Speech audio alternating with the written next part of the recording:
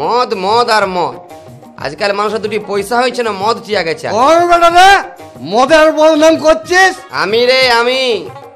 রে বলাই যে মদের বদনাম করছিস, কই বল না, বল না, মদ বড় না ভগবান বড়, বল।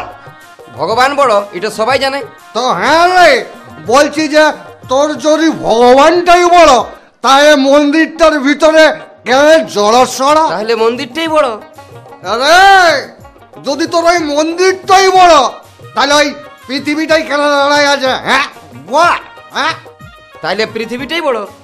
যদি তোর ওই পৃথিবীটাই বড়, তাহলে তোর ওই শেষ নাগের মাথাটাই কেন দাঁড়ায় আছে বল? হ্যাঁ তাহলে বাপ নাক সাপটাই হলো বড়।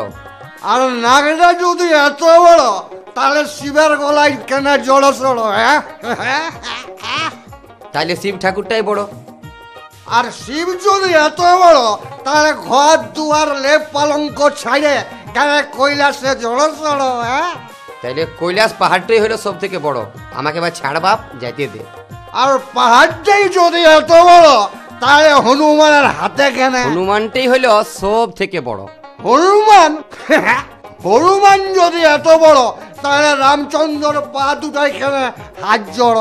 তাইলে রামচন্দ্রই বড়।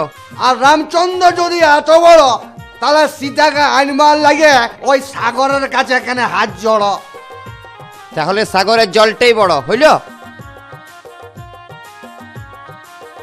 সাগরের জলটাই যদি বড়,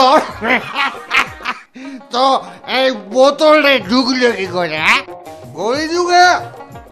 কলিযুগে একবার তো মদকে বিশ্বাস করবি, বাপকে বিশ্বাস করিস না, বুঝলি না? কেন? শুন তো ভাই,